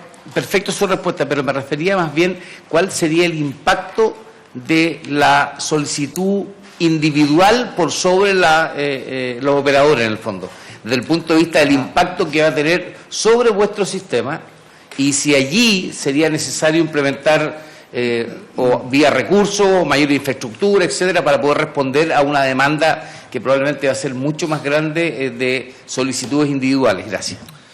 Perdón, había entendido mal la pregunta, señor presidente. Bueno, en esa materia, efectivamente, el sistema requiere de hacer una serie de ajustes, como decía en la presentación, construir un módulo que esté orientado, en este caso, al afiliado, al consultante. No es la misma aplicación que ocupa el usuario de una compañía de seguro, que es experto en el sistema, o un usuario de una FP que también es experto en el sistema. Es una aplicación orientada a un usuario final, a un cliente, a un afiliado. Por lo tanto, la forma en que eso se implementa requiere una aplicación totalmente distinta. Eso implica un desarrollo, ¿cierto?, incorporar una infraestructura adecuada, pero por sobre todo, tal como se explicó o se indicó en la presentación, requiere de asegurarse que la persona efectivamente es quien dice ser, es decir, asegurar un mecanismo de identidad digital. ¿Eso implica educación además, para que la gente pueda incorporar un sistema de información? La información está disponible en varios sitios. El tema de fondo es la educación provisional de las personas para atreverse a consultarla y entenderla. Está disponible en los sitios de las AFPs, en los sitios de las compañías de seguro, en los sitios de las superintendencias de pensiones y también en la comisión, y también en el sitio web público de SCOM. Ahí hay información del trámite de pensión paso a paso, qué es lo que tiene que hacer. Pero a pesar de toda esa información que está ahí, hay una percepción de que los afiliados no necesariamente entienden bien, pero insisto, son percepciones. Todavía nos falta datos concretos y duros al respecto. Bueno, y de las razones de las diferencias entre las diferentes ofertas, como decía, son diferencias marginales entre un oferente y otro. Tiene que ver con, me imagino yo, con sus planes de venta, con sus parámetros de cálculo. Cada compañía de seguro tiene un cotizador que tiene una serie de parámetros que tienen que ver, obviamente, tal con la forma en que ellos comercializan las rentas vitalicias. Y por la misma razón, a veces aparecen arriba y otras veces más abajo en el ranking. Y esto lo van ajustando precisamente viendo cómo resultó su cotización en los trámites anteriores. Señor presidente, eso es lo que puedo... Muchas gracias, señor Leonardo. Secretario. ¿Me permite hacer una consulta? Adelante. En las ofertas de pensión que ustedes realizan respecto de los trabajadores afiliados al antiguo sistema, ¿cómo se considera el bono reconocimiento? ¿En su valor nominal o en su valor reajustado? A ver, el bono de reconocimiento para los trámites de vigencia anticipada es informado por la administradora correspondiente, ¿no es cierto?, al momento de transmitir el certificado electrónico de saldo al sistema. En esa información viene el monto nominal y viene el valor, dos valores adicionales. el valor par y el valor transable 9. Esos dos valores vienen informados y son los que utiliza la administradora, entiendo yo, para hacer el cálculo del monto de pensión en modalidad de retiro programado. Lo que se informa en el certificado de saldo entiendo que es un valor referencial que viene ahí, pero no creo que tenga que ver con el cálculo mismo que hizo la AFP. Y en el valor, pero y cuando usted se refiere al valor transable, ¿a qué se está refiriendo? ¿Que el bono de reconocimiento es transado por la AFP en un valor menor al valor nominal o valor reajustado? Recuerden ustedes que la pensión de vejez anticipada, ¿no es cierto?, es antes del cumplimiento de la edad legal. Los bonos de reconocimiento tienen un vencimiento a la edad legal. Por lo tanto, una liquidación del bono antes de ese periodo implica que hay tasas de descuento. Desconozco cómo se publican y cómo se calculan ni quién las hace, pero entiendo que eso hace la diferencia entre el valor par y el valor transable.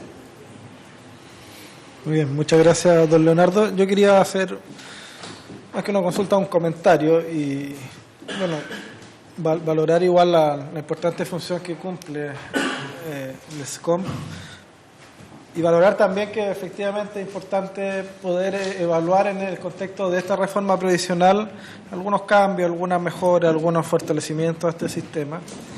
Y yo creo que hay que partir por preguntarnos si es legítimo o no, o efectivo, eficiente, que el sistema incluya la participación en propiedad de los mismos actores que son los encargados de administrar los fondos de ahorros previsionales de los chilenos y chilenas, en el sentido de que participan, ¿verdad?, las propias AFP, las compañías de seguros, etcétera.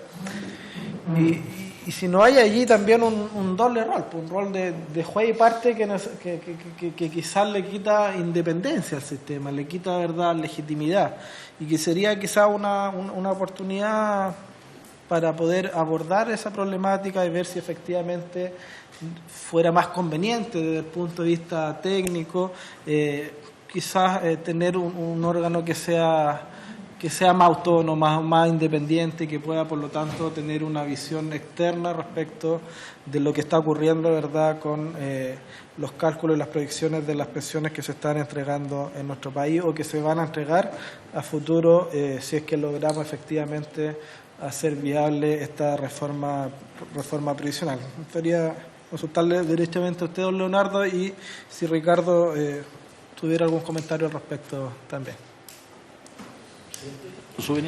Sobre su pregunta, me permite, diputado. Es que me parece muy interesante.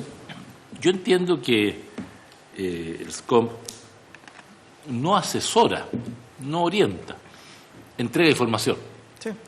Y es el afiliado el que por sí solo resuelve entre una multiplicidad de ofertas, que es distinto a que sea un organismo asesor, que diga, mire, a usted le conviene más la compañía de seguro X que esta otra, porque no sé qué, pero que lo aclare. Yo entiendo que es más bien un organismo que entrega información y es el afiliado el que resuelve, ¿no?, sin una intermediación. Gracias. Yo no he hablado, una sola presión, no he hablado de organismo asesora, ojo. Hablé de un órgano autónomo, independiente y que le entregue más legitimidad al sistema de entrega de información. Señor presidente, sí, mire. Aunque sí sería interesante incorporarle quizás mayores facultades y que podría efectivamente ser aquella de asesoramiento que usted señala. Disculpe, procedo. Muchas gracias, señor presidente. Mire, en relación a ese aspecto, bien, como bien dice el diputado Melero, el rol de SCOM en ningún caso es de asesorar, es más bien de gestionar, informar, consolidar, ordenar, clasificar toda la información que le llega de las AFP y de las compañías de seguros y presentarlas al afiliado de una manera lo más clara posible para que éste pueda tomar de una manera informada su decisión respecto a la pensión o a la oferta que va a aceptar.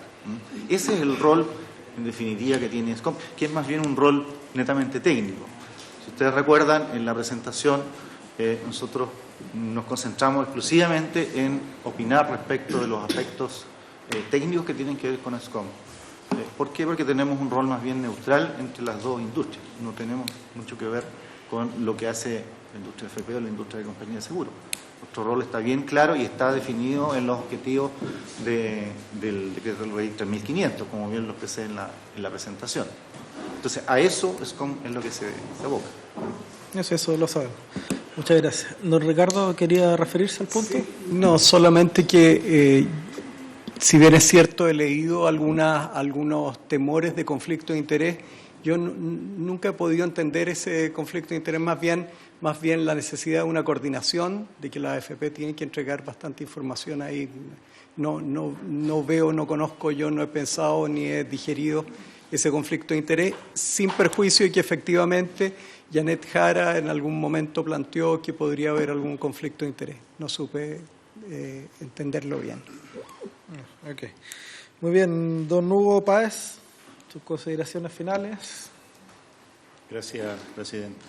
Bueno, la pregunta que hace el diputado Melero, obviamente nosotros en nuestros congresos de Confederación siempre hemos discutido el tema previsional y obviamente siempre hemos llegado a la conclusión, y así están las resoluciones, que los trabajadores de la minería debiesen jubilar 20, 25 años de servicio.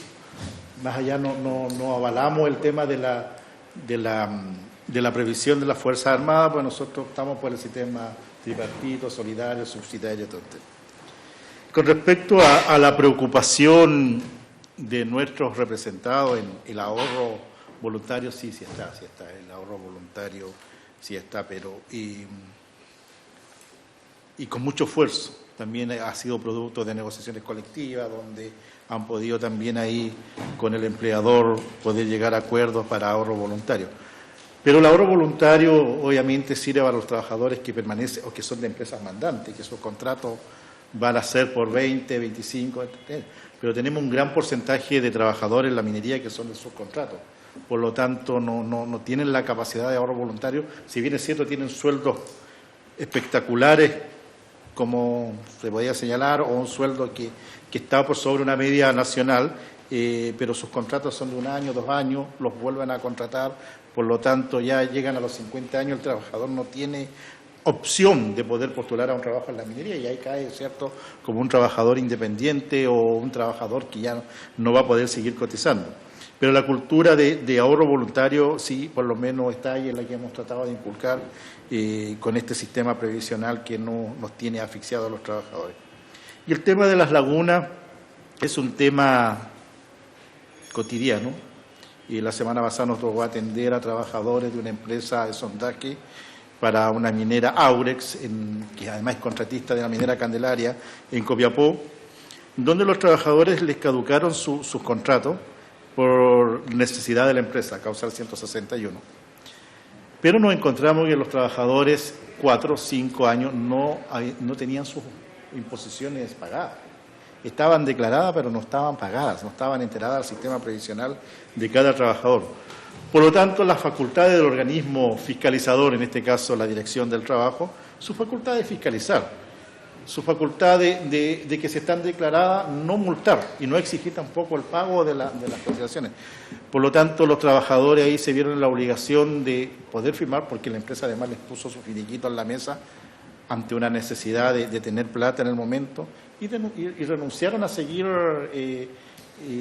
o poder que operar ahí la ley Busto, decir, no, pues mientras no nos paguen las imposiciones tenemos que estar, no nos pueden finiquitar. Pero bueno, ahí mandan en mente la plata. Pero hay un tema de deuda previsional tremendo en este país y sobre todo las medianas empresas, la empresa del subcontrato, caen en esta y que para nosotros es un robo que hacen los empleadores, ¿cierto?, a los trabajadores y obviamente no se condena por ningún lado y ahí se generan, ¿cierto?, lagunas previsionales extremadamente importantes. Por lo tanto, hay lagunas previsionales en este sistema. Y lo otro, claro, lo que nos planteaba la diputada es, claro, a 50 años ya los trabajadores de la minería que trabajan en el subcontrato ya no pueden seguir postulando porque obviamente ya tiene alguna enfermedad profesional o los exámenes preventivos le arrojan, ¿cierto?, que ya el trabajador tiene alguna enfermedad que no está apto para trabajar, sobre todo en altura. Y lo que decía la subsecretaria, obviamente las alturas geográficas en este país son diferentes. O sea, un trabajador que va de Sondaje al Laco, en Antofagasta, se desfigura completo, versus un trabajador que pueda estar a la altura, ¿cierto?, del proyecto, tan emblemático proyecto Pascualapa. Son alturas diferentes, por lo tanto, hay condiciones de salud totalmente invasivas para los trabajadores, independientemente. Los trabajadores de Quebrada Blanca, ¿cierto?, que están al 4.200, ahí también es una altura totalmente diferente. Y se valora lo que se está trabajando con la subsecretaria, obviamente, a través de la coordinadora minera, donde estamos la Confederación, la Federación de Supervisores, la FESUMIN, en el tema de tratar con profundidad el tema de la ley 19.404, son muy valorables para nosotros poder avanzar. Y lo que plantea acá el diputado es si se trata o no se trata el tema, la verdad, las cosas que nosotros, claro, nuestro informe como confederación es básico, es la necesidad, es lo que nosotros sentimos como trabajadores, no lo estamos llamando ni a aprobar ni a rechazarlo, solamente estamos que se tomen el tiempo necesario para pensar en este proyecto que le da un maquillaje, ¿cierto?, al sistema previsional chileno y que no va a solucionar el drama que tienen las familias y familias de Chile. Por eso, en sus manos, dejamos el tema de la discusión de este proyecto.